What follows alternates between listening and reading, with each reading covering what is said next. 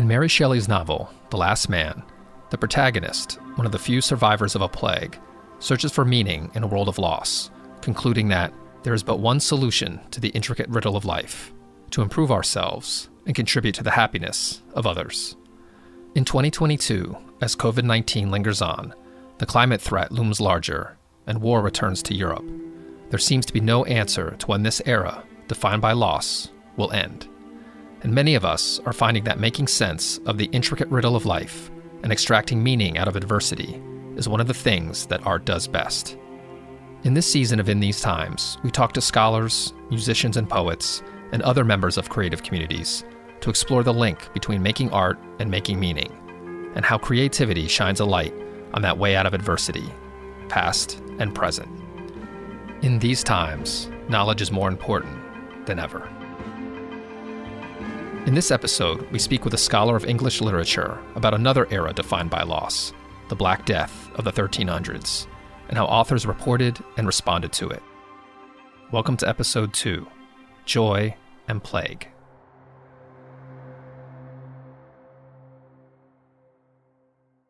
In 1346, bubonic plague began to spread through northern Africa and Eurasia. In 7 years, it had become the most fatal pandemic recorded in human history, killing between 75 and 200 million people.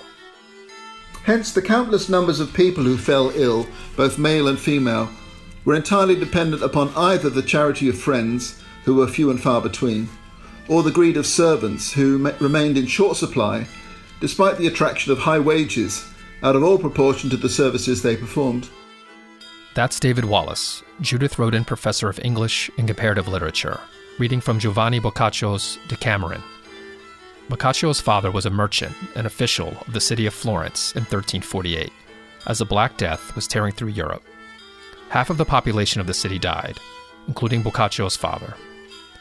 Wallace's area of study centers on medieval literature, which covers the time of the Great Plague. His many books include Geoffrey Chaucer, A New Introduction and a Literary History of Europe from 1348. In 2019, he received the Sir Israel Gallant's Prize from the British Academy for his lifetime contribution into the study of Chaucer and medieval Europe. So things in that plague got so bad that people became sort of unhinged, and you can just tell the whole society is sort of falling apart in a culture of death, which in Florence took away 50% of the population.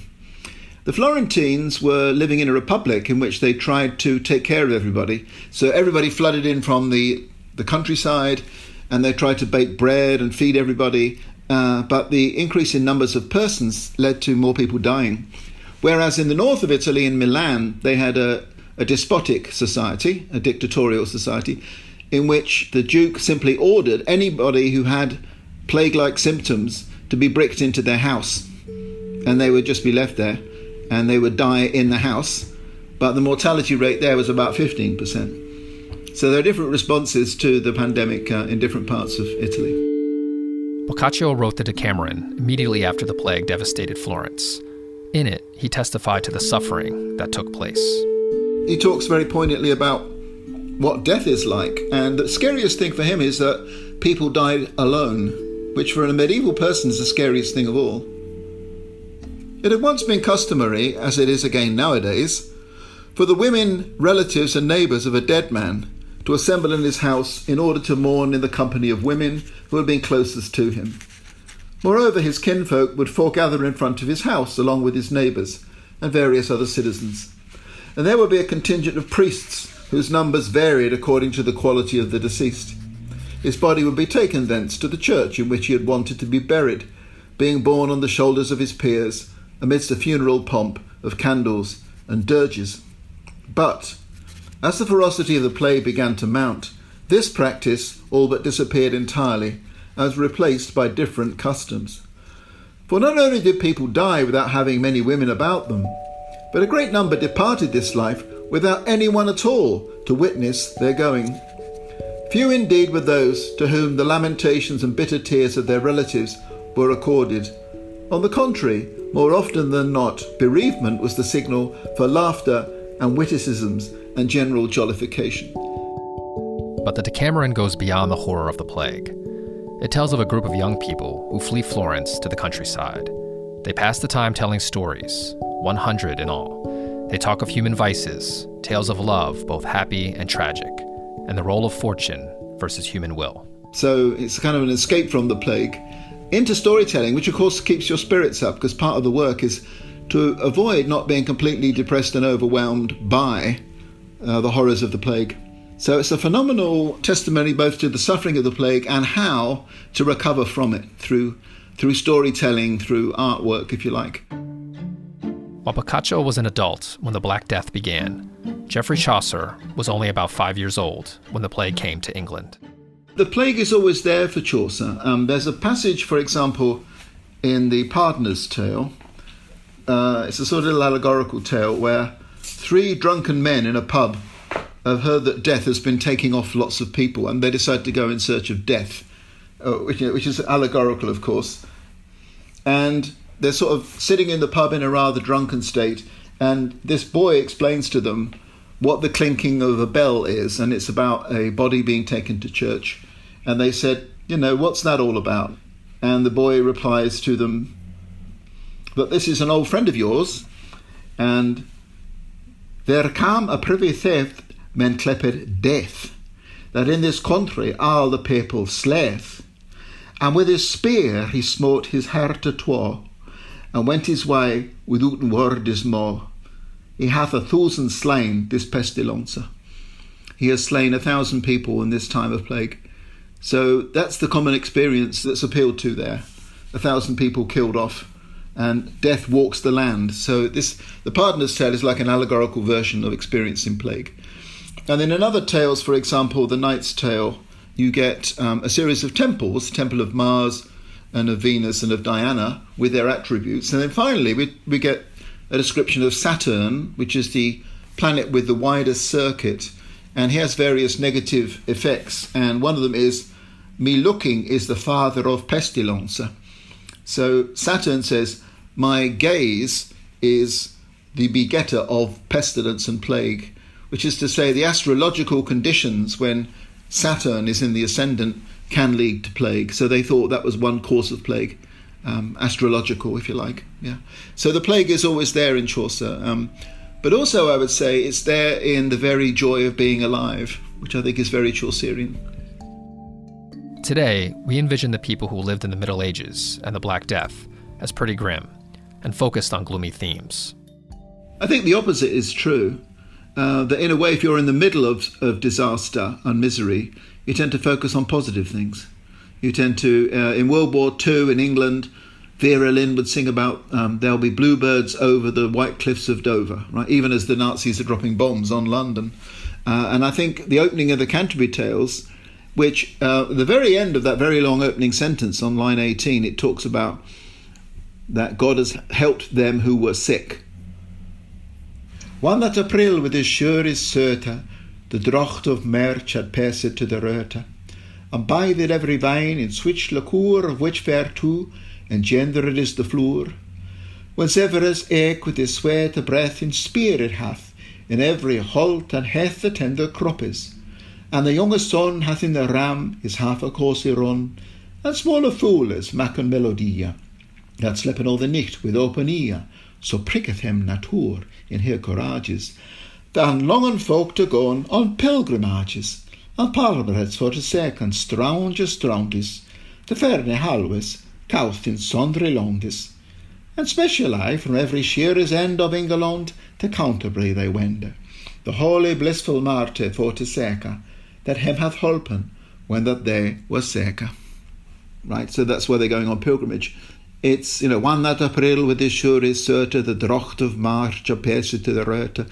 It's joyful. It's about natural regeneration and the coming of spring, the return of the seasons. And so it's actually a very positive opening, I think. This is what we need. And we'll take pleasure in simple things like sunshine and the bird singing and things like that, which we all understand since we've all been in lockdown. The great joy for many of us has been going out on our bikes or just going for a walk in the countryside. That's been the great thing. Like the Decameron, the Canterbury Tales is set up as a series of stories. Storytelling, obviously, is a deep human impulse, isn't it? And a collective enterprise, I think. Look at the great old Icelandic sagas, for example. I mean, the winter goes on for so long in Iceland. It's dark for months on end. And they produced these endless sagas about families that people know and locations that people know. And one person reads the manuscript, or maybe recites, because I think a lot of it starts with the recitation form before it gets written down, and other people listen. And I think that just simply carries on through the centuries. You carry the body of your culture through oral reperformance. Boccaccio thinks that his writing the Decameron is going to help people, especially women, who have to stay indoors too much. And so this idea that you do amuse yourself by reading indoors, and I'm sure that probably went up. Or reading aloud, one should say, because it only takes one person to read the book and other people listen to it. We don't know yet what forms of art are going to emerge after this pandemic, but I would imagine they will not be just focusing upon lockdown conditions. I don't think that'll happen right away. I mean, who wants to watch a lockdown drama? I don't think so. I think it'll be the great outdoors. It'll be, sunshine and, positive themes. And I think there'll be a return to lockdown themes a bit later when we've gotten through this, if we ever get through it, when the pandemic has become endemic or whatever we want to call it.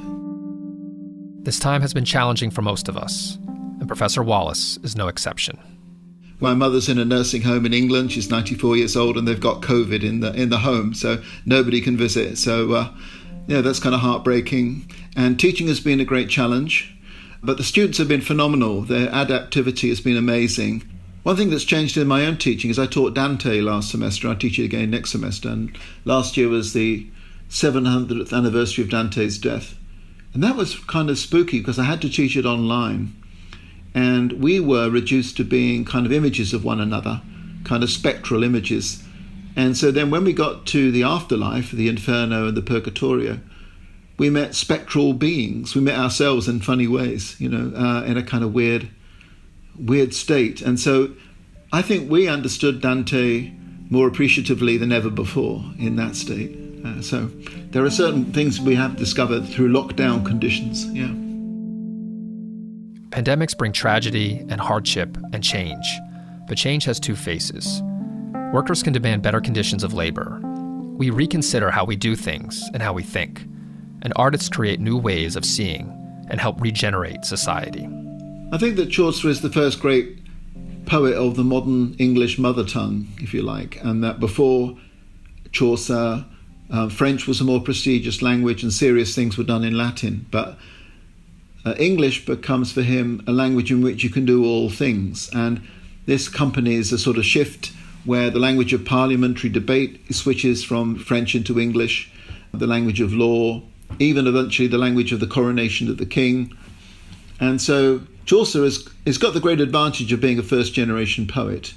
And there's a beautiful plasticity to Chaucer's verse, because he can try things, he can experiment with word orders and rhymes in ways that we can't today. If we write a line of poetry, we think we've done something original, and then we realise it sounds like Bob Dylan or it sounds like somebody else. There's always somebody on our back.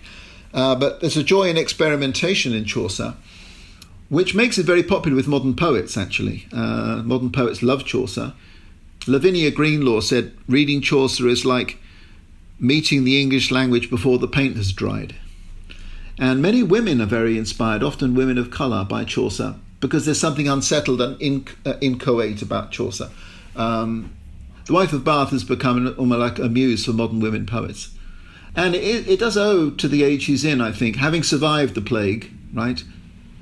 And there is a big shake-up. There's more social mobility than before.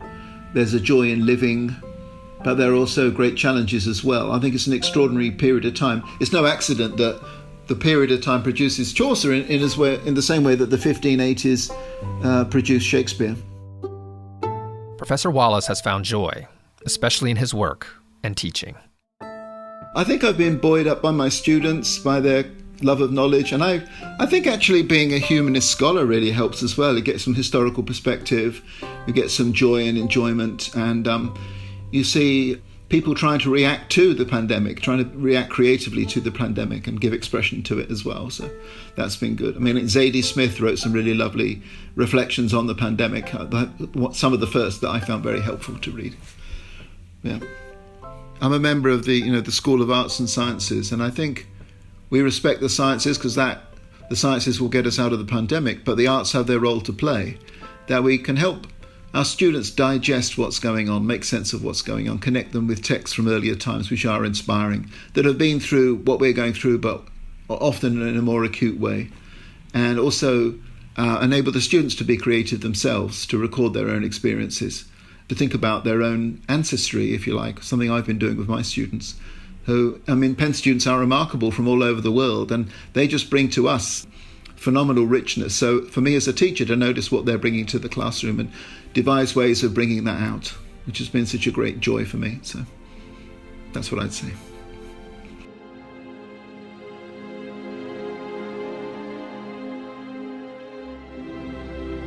That wraps up the second episode of In These Times, The Intricate Riddle of Life.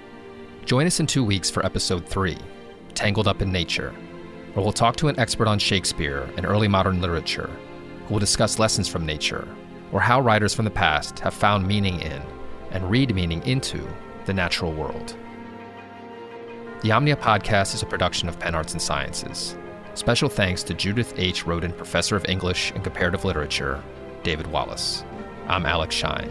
Thanks for listening. Subscribe to the Omnia podcast by Penn Arts and Sciences on Apple iTunes, or wherever you find your podcasts, to listen to every episode of In These Times, The Intricate Riddle of Life.